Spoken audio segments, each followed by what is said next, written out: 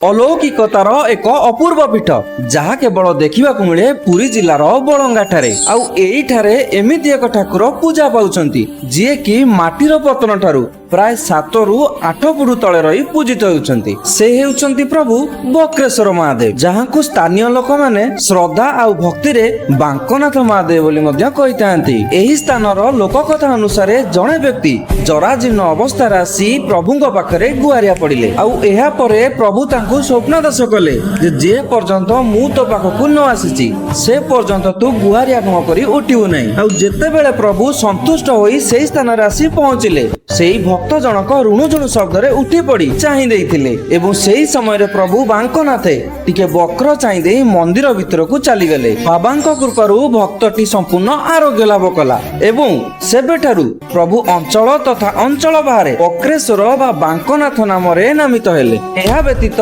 गाई चिररु क्षीर आपे आपे झरी प्रभुंक आविर्भावर किंबदंती आज भी एठारे जीवंत अछि। एही पीठर सबुठारु बड़ चमत्कारिता हेउची मंदिर निर्माण दिन ठारु आज पर्यंत प्रतिदिन एइठारे गीत गोविंद गान करा जाए। आउ एक अलौकिकतार गाथा बहन करे एइठार पंचुदल मेलन। जेते बेले पंचुदल मेलनर अवसर आसीताए सेते बेले बळंगा हरिराजपुर ब्रह्मगिरी बाळकाठी और पणसपदारे एक सांगरे मेलन पड़िबा सहित सृष्टि हुए एक अपूर्व अलौकिकता। एइठारे थिबा विमान को भक्त माने भक्तिपूर्ण भाव में 22 गुंठ बा देवभूमि मेलन पड़िया को नहीं थांती। आउ सेइठारे 108 विमानर जे महामिलन घटे से समय अनुभूति तो कहले न सरे। बाबांकर एही कथा को अन्य मानकु शेयर करी जणेबा सहित कमेंट बॉक्स रे निहाती टाइप करबा। जय प्रभु बक्रेश्वर महादेव।